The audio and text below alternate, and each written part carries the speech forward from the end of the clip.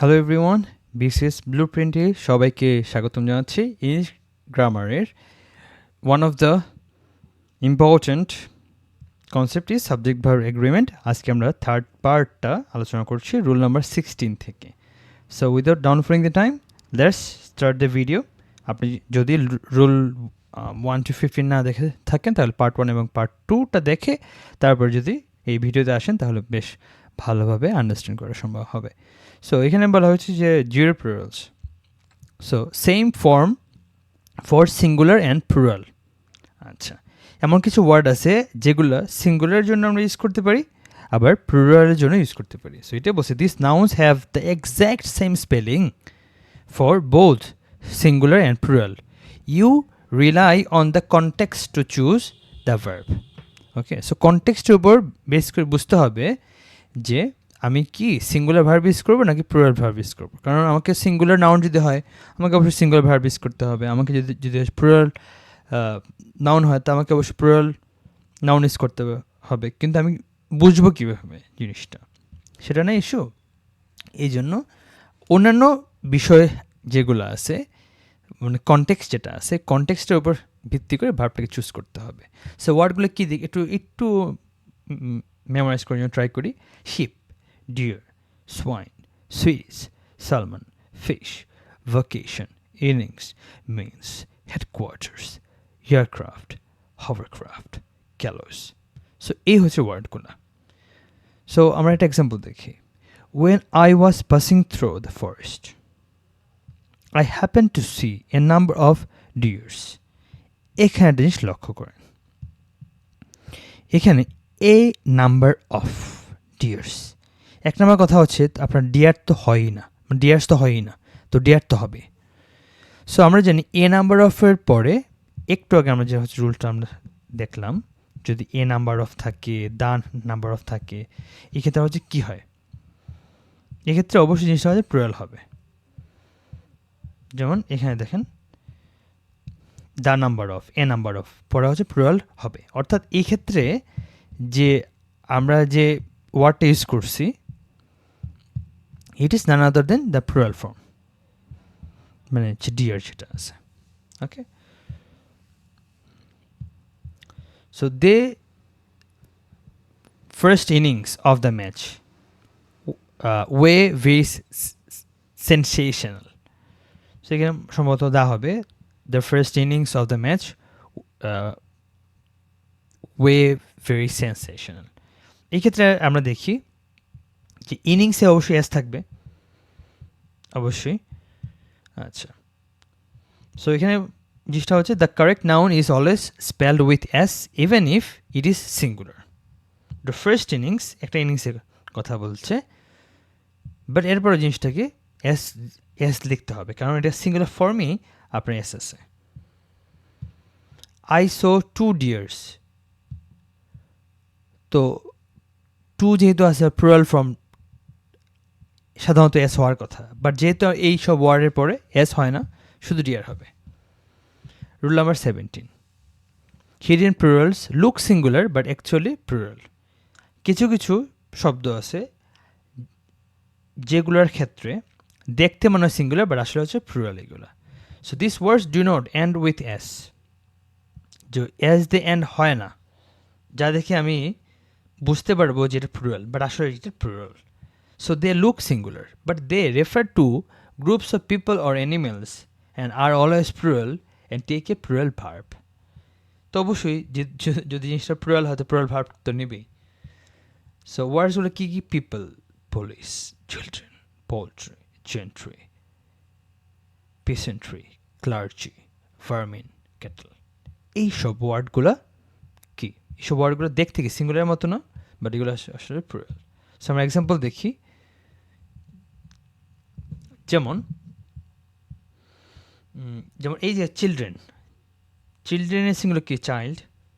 So ultimately children তো it's একটা plural, তো চিলড্রেন্স আবার এস তো হবে না, এস কীভাবে হবে? Cattle, cattle itself a plural.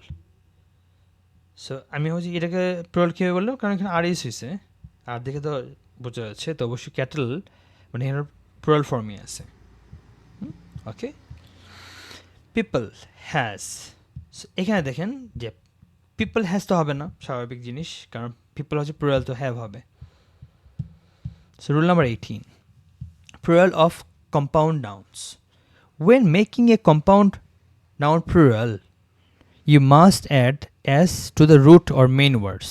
তো আমাকে তো যে কোনো সিঙ্গুলারকে এস যোগ করে প্লুরাল করতে হবে, বাট কোথায় এস অ্যাড করব? তো সবসময় জাস্ট লাস্টে যেটা বসাই দিলাম ওইটা কিন্তু করা যাবে না, রুট বা মেইন ওয়ার্ডের জন্য ইউজ করতে হবে।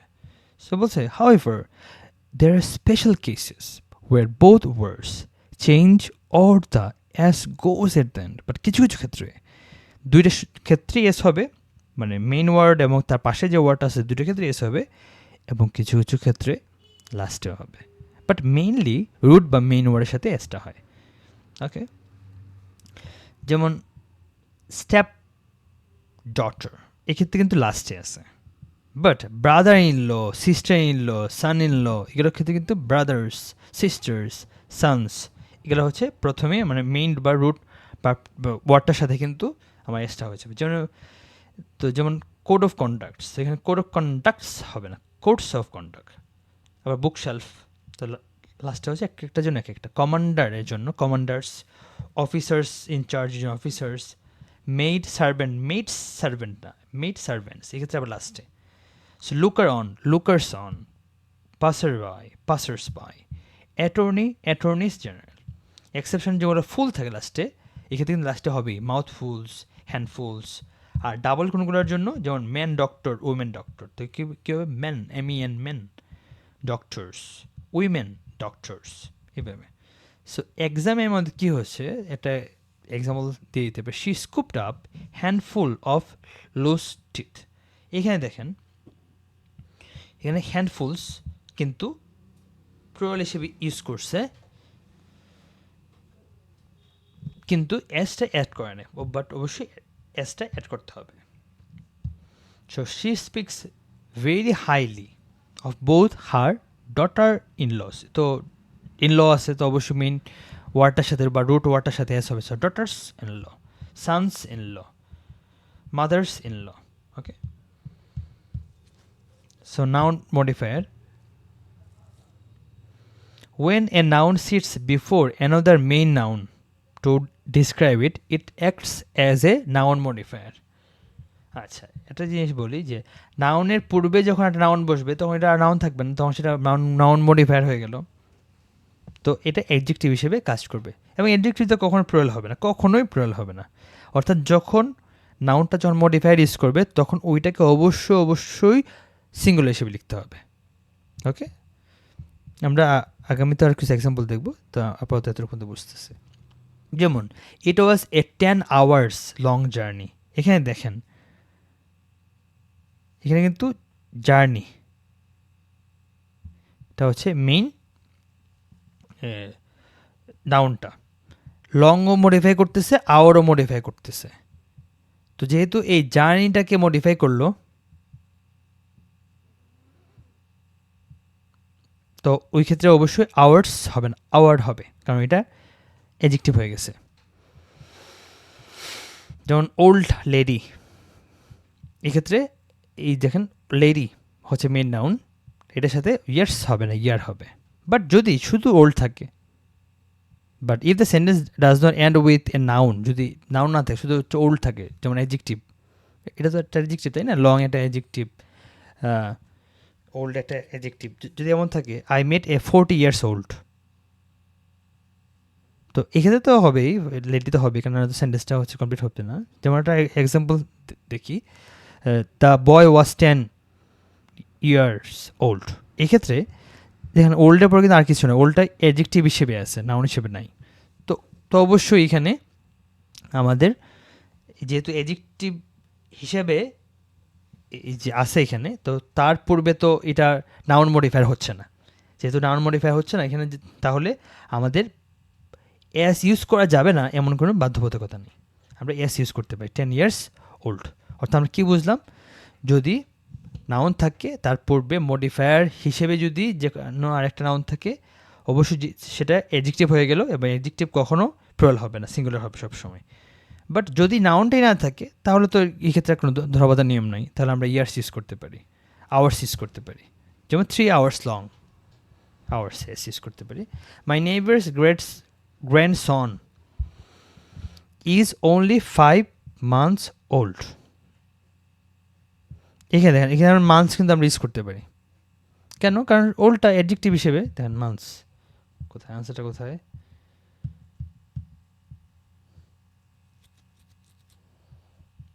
হ্যাঁ, months. Okay, an 8 years old girl, এখানে দেখেন গার্ল আছে, নাউন আছে কিন্তু, অর্থাৎ ইয়ার হবে 8 year old।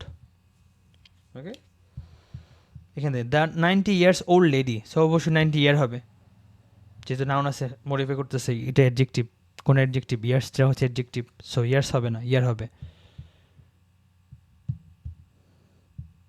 লাস্টে দেখি, হারি লস্ট এ 100 rupees নোট yesterday। এখানে দেখেন, এখানে নোট যেটা, এটা তো আসলে আপনার এই যে নাউন, সো যেহেতু নাউন হিসেবে ইউজ হয়েছে, এর আগে অবশ্যই জিনিসটাকে রুপিস হবে না, রুপি হবে। বা I have A I spend 100 rupees, তো এই ক্ষেত্রে রুপিস ইউজ করতে পারবেন। বা আই স্পেন্ড 100 টাকা। বাট টাকার ক্ষেত্রে আবার অনেক সময় আপনার এস হয় না, কারণ ইংলিশ গ্রামারের মধ্যে, মডার্ন ইংলিশ গ্রামারের ক্ষেত্রে তো টাকাটাকে ইনভেরিয়েবলি সিঙ্গুলার এবং প্লুরাল জন্য সেমই ধরে। সো এই ক্ষেত্রে রুপিস যেরকম সম্ভব হবে, I have 10 rupees, but I have 10 takas হবে না, আই হ্যাভ 10 টাকা, কারণ দুটোর জন্য সেম।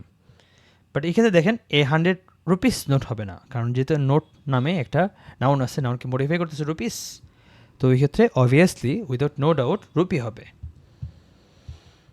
রুল নাম্বার 20, স্পেশাল অথবা ফরেন প্লুরাল ফর্মস। সো যেমন children, child children, person, people, foot, feet, এটা তো আমরা সবাই জানি। মাউস, মাইস, গোস, গিস, গিসটা অনেকে হয়তো বা মনে নেই। অক্স, অক্সেন, লাউস, লাইস, যেমন মাউসের জন্য মাইস, লাউসের জন্য লাইস।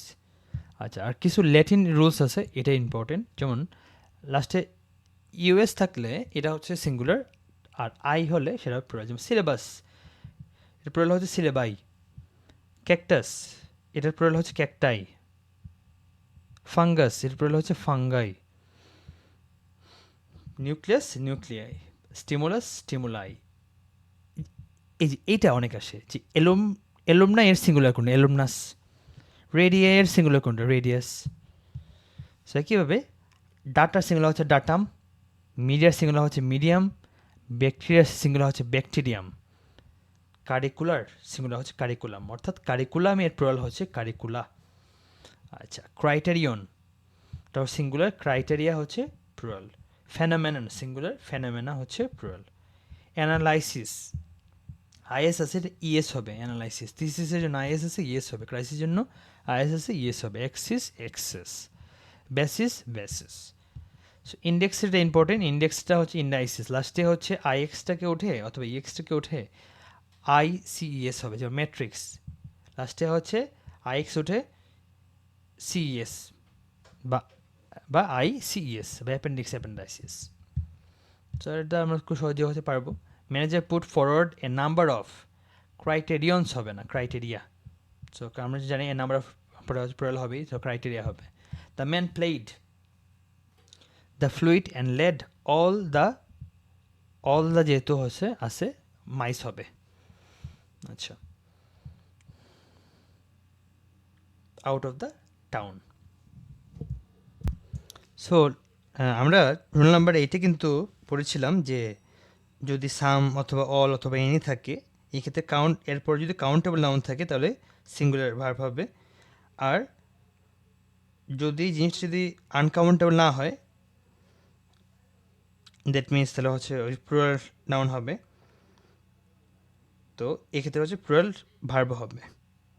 এক্ষেত্রে এই যে মাউস মানে মাইস, তো অল যেহেতু বলছে, সো অল এটা অবভিয়াসলি একটা মাউসকে তা বোঝাচ্ছে না, অবশ্যই সব মাউসকে বোঝাচ্ছে। সো এটা কাউন্টেবল, একের তো মাউস তো কাউন্টেবল নাউন, আর সেকেন্ডলি অলের মাধ্যমে এখানে কিন্তু প্লুরালটাই বোঝাচ্ছে, সিঙ্গুলার বোঝানোর কোনো সুযোগ নেই, কারণ এখানে অপশন আছে তো হচ্ছে দুইটা। যদি আনকাউন্টেবল নাউন হইতো তাহলে সিঙ্গুলার ভার্ব হইতো, এবং যদি কাউন্টেবল নাউন হয় তাহলে এটা অবশ্যই প্লুরাল ফর্মটাই হবে, কারণ যেহেতু সামনে অল অথবা সাম আছে, এবং এখানে যদি ভার্ব বসানোর সুযোগ থাকতো তাহলে অবশ্যই আমরা প্লুরাল ভার্বটাই বসে দিতাম। সো এখানে এই জন্য অল দ্য মাইস হবে। So rule number 21, so important কিছু কালেকটিভ নাউন আছে, সেগুলো হচ্ছে আমরা দেখি। যেমন এ choir of singers, a fleet of ships, a pack of wolves, a herd of cattle, a drove of cattle, a troop of monkeys, a troop of kangaroos, a troop of scouts, a colony of ants, a pod of dolphin, a pride of lions, a pride of tigers, a band of music, a flock of birds, a litter of puppies, a crowd of people. এখানে বারবার করে হচ্ছে পড়তে হবে, এটা আসলে মুখস্থ করার জন্য কোনো উপায় নেই। এক্ষেত্রে যেটা সবচেয়ে বেশি আমার কাছে ইম্পর্টেন্ট মনে হয়েছে এখানের মধ্যে, এখানে হচ্ছে ড্রোভ অফ ক্যাটলসটা, এটা একটু আনকমন, অন্য গ্রুপগুলো তো কমনই আছে। A bunch of grapes, a crowd of people, this is easy. A murder of crows, এটা important. A caravan of camels, এটা important. A squad of soldiers, a peal of bells, এটা important. Flight of swallows, এক ধরনের পাখি আর কি, ওই যে অনাবিল পাখি সম্ভবত। আচ্ছা, a trip of goats, a sloth of bears, এটা important. A bevy of swans, এইগুলো হচ্ছে important. A bevy of swans, a sloth of bears, a flight of বা swallows, a peal of bells. আর কিছু আছে, a swarm of bees, a team of players, a swarm of bees. দেখেন swarm of বিস হচ্ছে আপনার এই ক্ষেত্রে কালেকটিভ নাউনটা। আবার অন্যদিকে a colony of ants, okay. আচ্ছা, a team of players, a school of fish, a shoal of fish, এটা ইম্পর্টেন্ট। দেখেন ফিশ এখানে আছে, আবার কি কোথাও আছে? আচ্ছা, হ্যাঁ এখানে আছে স্কুল অফ ফিশ, স্কুলও হয় আবার সোয়াল হয়। A gaggle of geese, a skein of geese, দুই ধরনের হবে। যদি হচ্ছে ল্যান্ডে থাকে তাহলে হচ্ছে গেগেল, আর যদি ফ্লাইটে থেকে উঠতে থাকে তাহলে হবে গিস। তো গিসটা আসছে করতে গোস থেকে গিস, এখানে গোস থেকে geese form. A parliament of owls, এটা ইম্পর্টেন্ট। এ বুকে তো সবাই জানি, a flowers, a galaxy of stars, a constellation of stars, group of discussing পিপলকে আমরা ফোরাম বলি, গ্রুপ অফ রবার্সকে আমরা গ্যাং বলি। সো রুল নাম্বার 22, আজকে আমরা 25 পয়েন্ট দেখবো। সো এটা ইম্পর্টেন্ট, দেখেন নাউন এর মাঝে যদি প্রিপোজিশন বসে এবং সেম নাউন যদি আবার হয়, যেমন day by day, day after day, town after town, okay, এই ক্ষেত্রে both noun must be strictly in singular form, days after days হবে না, day after day, okay, day by day, okay, town after town. যেমন my sister has read pages after pages, না page after page. Speaker after speaker হবে, speakers হবে না, town after town হবে, towns হবে না। রুল নাম্বার 13, এটা important, অনেক জায়গাতে আসে। The dozens, hundred, thousands rule.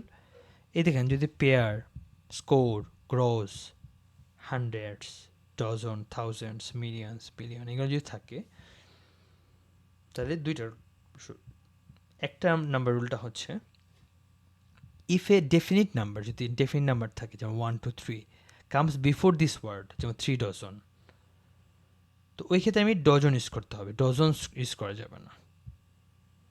But যদি কোনো নাম্বার না থাকে তখন আমার ইচ্ছা, তাই আমি ডজন ইউজ করলাম। সো ডজনস অফ এগ, তো যখন নাম্বার উল্লেখ নেই তাহলে বোঝা যাবে জিনিসটা আসলে স্পেসিফিক না। যেহেতু স্পেসিফিক না, আমি ডজনস ইউজ করতে পারবো। হি বট 2 ডজনস অফ অ্যাপল, 2 যেতে বলে দিছে, ডজনস লেখার সুযোগ নেই, ওকে।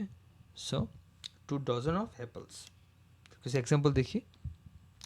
2 ডজনস হবে না, 2 ডজন হবে। 10 cubic, আচ্ছা 10 cubics for the staff in an area of about 1000 square meters. এই ক্ষেত্রে একটা জিনিস লক্ষণীয়, আপনি দেখেন এক্ষেত্রে যে মিটার্স যেটা আছে এটাকে কে মডিফাই করছে, স্কোয়ারও মডিফাই করছে, থাউজেন্ডসও মডিফাই করছে। সো এখানে তো অবভিয়াসলি যেহেতু কোনো নাম্বার টাম্বার নাই, যেহেতু নো নাম্বার, তো স্বাভাবিকভাবে আমাদের কাছে মনে হতে হবে আমরা থাউজেন্ডস বা স্কোয়ার সেগুলো লিখতে পারি। বাট যেহেতু এই ম্যাট্রিক্সকে মডিফাই করছে কে, এই স্কোয়ার আর থাউজেন্ড, তো দুইটি কী হবে, দুইটি সিঙ্গুলার হবে। আর এখানে অ্যাবাউট তারা কিন্তু বেসিক্যালি আমাদেরকে একটা ইঙ্গিত দিচ্ছে যে এটা নাম্বারের, বাট এটা মূল আলোচ্য বিষয় না। মূল আলোচ্য বিষয় হচ্ছে থাউজেন্ড স্কোয়ার হবে, কারণ দুইটি হচ্ছে মডিফায়ার। রুল নাম্বার 24, অ্যাপোস্ট্রফিসের ক্ষেত্রে লিভিং বিংয়ের জন্য অ্যাপোস্ট্রফি হবে, নন লিভিংয়ের জন্য অ্যাপোস্ট্রফি হবে না। তাই জন্য নন লিভিংয়ের জন্য চেঞ্জ করে আমাকে the legs of table use করতে হবে, অর্থাৎ দ্য টেবিলস লেগ আমি ইউজ করতে পারবো না, the legs of the table. এক্ষেত্রে আপনি যে জিনিস লক্ষ্য করেন, the legs of the table কিন্তু উল্লেখ করছে। এখানে দা হবে কারণ যে টেবিল কিন্তু একটা সিঙ্গুলার কাউন্টেবল নাউন।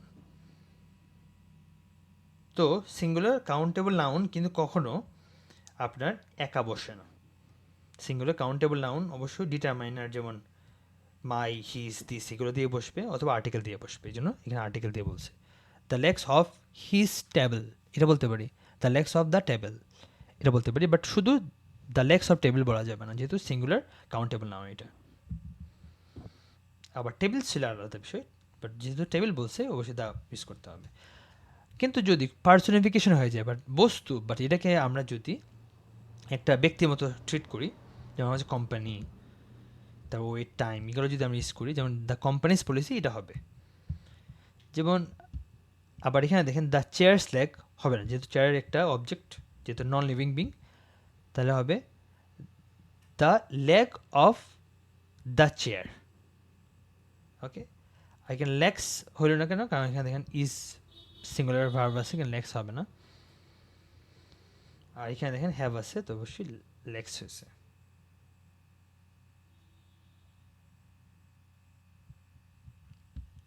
সো এটা শেষ। তো লাস্ট রুলটা আজকে দেখি, যে common versus split rule. when two people own one thing together, when two people own one thing together, put the apostrophe only on the second noun, শুধুমাত্র সেকেন্ডের জন্য দিতে বলছে। যেমন টম অ্যান্ড জেরি, যে একই জিনিস, ফ্রেন্ডশিপটা অন করতেছে, এই জন্য জেরিস লাস্টে হবে।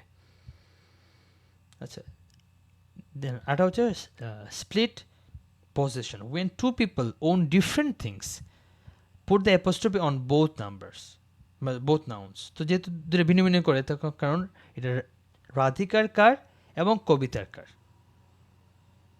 এখানে এবং এখানে কিন্তু একে কারকে বোঝাচ্ছে না, দুইটা কার কিন্তু, এই জন্য কার সিউজ হয়েছে। Okay, Rajesh and Rina's joint account, এখানে দেখেন অ্যাকাউন্ট তো জয়েন্ট, একে অ্যাকাউন্ট তো বোঝাচ্ছে, তাই না? তো কাজে রাজেশের ক্ষেত্রে অ্যাপোস্ট্রফি হবে না, শুধু রিনার ক্ষেত্রে হবে। Since it is a joint account, common position, যেহেতু স্প্লিট পজিশন না, কমন পজিশন মানে মালিকানা, only the second name gets the S Rajesh and Reena. So there is no money in Rajesh and Reena's joint account. রাজেশের মধ্যে হবে না, শুধু রাজেশ হবে। So সবাইকে ধন্যবাদ আজকের থার্ড পার্টটাকে শোনার জন্য। If you find this video is useful, please don't forget to subscribe, and I will see you on the other side. Thank you.